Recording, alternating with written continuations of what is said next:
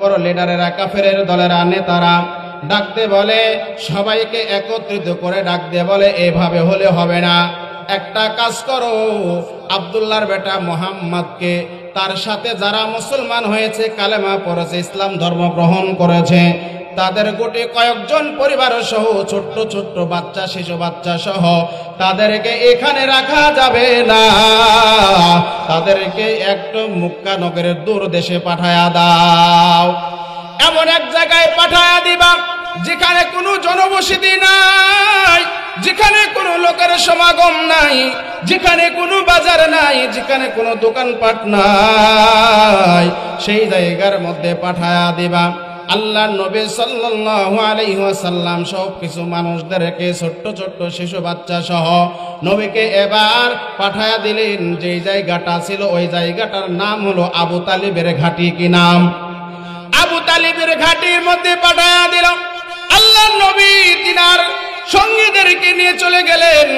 যাওয়ার পরে, ও যুবক ভাই ও বাবাজিরা, বয়কট করে দিয়েছে, সামাজিক যোগাযোগ সব কিছু বিচ্ছিন্ন হয়ে গেল। আমাদের এলাকার ভিতরে একজন মানুষ যদি খারাপই করে, এমন একটি খারাপ কাজ করেছে, যেই খারাপ কাজ করার কারণে আমরা ঠেকি দেই, সমাজে দেই কি দেই না? আমাদের সামাজিক ভাষায় কিন্তু এটাই বলে, কথা বলেন ঠিক কিনা? ঠেকি দেওয়া হলো, ওই সময়ের মধ্যে বয়কট করা হলো।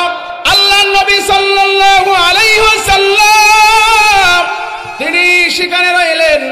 একদিন নয়, 2 দিন নয়, 1 বছর নয়, 2 বছর নয়, আল্লাহর নবীর সাথে মোটামুটি 3 বছর বিচ্ছিন্ন। মক্কা নগরের কোনো দোকানপাটের সাথে সাক্ষাৎ নাই। জোরে বলেন, কয় বছর?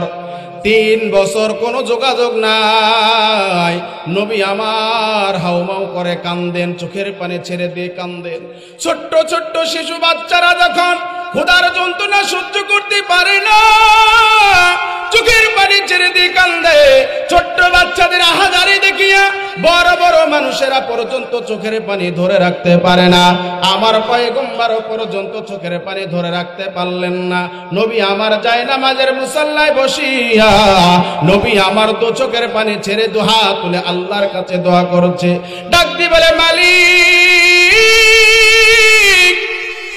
না জানি জীবনে কোন বুঝি অন্যায় করেছি, না জানি কোন বুঝি গুনাহ করেছি, যেই গুনাহের কারণে আজকে আমাদেরকে এমন শাস্তি দেওয়া হয়। আল্লাহ, গুনাহ যদি করে আমি করেছি, আমার সাথে যারা আছে আমার সঙ্গেরা তো কোনো অন্যায় করে নাই। আল্লাহ গো, মাফ করিয়া দাও, জীবনের গুনাহ তুমি ক্ষমা করিয়া দাও। আল্লাহু আকবার বলেন। আপনারা বলেন, আল্লাহর নবী কি কোনো গুনাহ করছে নাকি? যেই নবী পর্যন্ত গুনাহ করে নাই, কোনো মিথ্যা কথা তো দূরের কথা, মিথ্যার ধারের কাছেও যায় নাই। কথা বলেন ঠিক কিনা? ওই নবী পর্যন্ত আল্লাহর কাছে তো হাত তুলে দোয়া করা। ও যুবক ভাই বাবাজিরা, নবী যখন এইভাবে দোয়া করলেন, হাত নামাতে দেরি জিবরিল আমিন এসে হাজির হয়ে গেল। জিবরিল আমিন এসে হাজির হইয়া ডাক দিয়ে বলে, পয়গম্বর, আপনার কাছে বড় একটা সুসংবাদ নিয়ে এসেছি। আল্লাহ আপনার দোয়া কবুল করেছেন। শুধু তাই নয়, নবী গো, আপনার সাথে যেই সমাজক যোগাযোগ মাধ্যম বিচ্ছিন্ন হয়েছে, মক্কা নগরীর মানুষেরা যেইভাবে বয়কট করে দিয়েছে, যেই চার্ট লেখে কাবা ঘরের দেয়ালের মধ্যে লটকায়া দিয়েছে, ও গো পয়গম্বর শুনে নেন, আল্লাহ তাআলা খবর পাঠিয়েছেন ওই মক্কা নগরীর দেওয়ালের মধ্যে যেইভাবে একটা পোস্টার লাগানো আছে, এই পোস্টারের মধ্যে যত নাম লেখা আছে, ওই নামের ভিতরে আল্লাহর নাম ব্যতীত যা কিছু কথা ছিল, শক্তি ছিল, সব কিছুই পোকায় খেয়ে ফেলেছে। আরো আস্তে কোন সুবহানাল্লাহ, জোরে বলেন সুবহানাল্লাহ। কে করে দিয়েছেন বলেন? আল্লাহ। সব পারে কে পারে না? সব ক্ষমতার অধিকারী কে? কথা বলেন কে? সব ক্ষমতার অধিকারী আল্লাহ না জনগণ?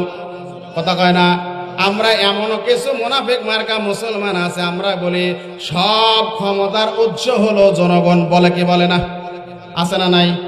অথচ আল্লাহ ১৫০০ বছর আগে কুরআনুল কারীমের মধ্যে বলে দিয়েছেন, ইন্নাল্লাহা আলা কুল্লি শাইইন কাদির।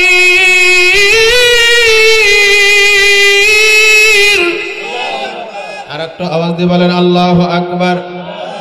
আল্লাহ পাক রব্বুল আলামিন ১৫০০ বছর আগে জানায় দেয়, রে দুনিয়ার গোলামেরা শুনে নাও, সকল কিছুর ক্ষমতা আমি আল্লাহ সব কিছুর উপর ক্ষমতা এবং শক্তিশালী। কথা বলেন ঠিক কিনা? এক আল্লাহর নাম ব্যতীত যা কিছু লেখা ছিল সব বয়কট কি পুকাই খেয়ে ফেলেছে। সম্মানিত হাজিরিন, খায়া যখন ফেলছে, খেয়ে ফেলার পরে এবার সুন্দর করে পয়গম্বরের কাছে বলে দিলেন। পয়গম্বর আবু তালিবকে ডাক দিয়ে বলে, চাচা খুশির খবর একটা। কি খুশির খবর বলো? চাচা এবার শুনে নেন খুশির খবর।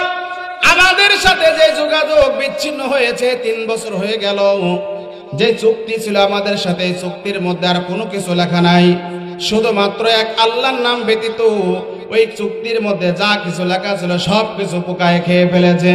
আপনি কুরাইশ বংশে যান, কুরাইশের যে বড় নেতা আছে নেতার কাছে চলে যান। নেতার কাছে যা ডাকতে বলে, রে নেতা, তোর খেতায় ছাড় পোকা খেয়ে ফেলেছে। আল্লাহু আকবার বলেন, জোরে বলেন আল্লাহু আকবার। নেতার খেতা ছাড় পোকায় খেয়ে ফেলেছে। আল্লাহু আকবার বলেন। খায় কি খায় না? দেখি নেতা বেশি বাহাদুরি করো না, বাহাদুরি করলে তোমার সব কিন্তু খেতায় খেয়ে ফেলবে ছাড় পোকা। ঠিক কিনা বলেন? সম্মানিত হাজিরিন, নবী সাল্লাল্লাহু আলাইহি ওয়াসাল্লাম বলার সাথে সাথে চলে গেলেন আবু তালেব কুরাইশ বংশে। কুরাইশের সর্দার দেখে তো বড় রাগ। কি ব্যাপার আবু তালেব, তোমার তো এখানে আসার কথা না? কেন? তোমার সাথে একটা জিনিস নিয়েছে। তুই কি কথা বলো? কথা হলো, তোমার সাথে যে পয়গম্বরের আমার ভাতিজার যে চুক্তি হয়েছে, এই চুক্তি তোমরা কাবা ঘরে টাঙায়া দিয়েছো, গিয়ে দেখো ওই চুক্তি কোনো কিছু আর নাই, সে আল্লাহর নাম বাদ দিয়ে। আল্লাহর নাম ছাড়া আর কিছুই নাই। কুরাইশ বংশের নেতা ডাক দিয়ে বলে, কি ব্যাপার নাই মানে? আমি নিজের চোখে দেখে এসেছি, আছে তো। আবু তালেব ডাক দিয়ে বলে, যদি থাকে তোমার সাথে চ্যালেঞ্জ, আমরা সারা জীবন সেখানে থাকবো, আমরা মক্কা নগরীতে আসবো না। আল্লাহু আকবার বলে। আর যদি না থাকে তাহলে কি হবে? যদি না থাকে ৩ বছরে যা ক্ষয়ক্ষতি হয়েছে সব পূরণ করে দেব। সুবহানাল্লাহ বলে। দেওয়ার মালিক কে? ইজ্জতের মালিক কে? আল্লাহ। আল্লাহ বলেন, ওয়াতুইজ্জু মান তাশা ওয়া তুযিল্লু মান তাশা বিয়াদিকাল খায়র ইন্নাকা আলা কুল্লি শাইইন কাদির।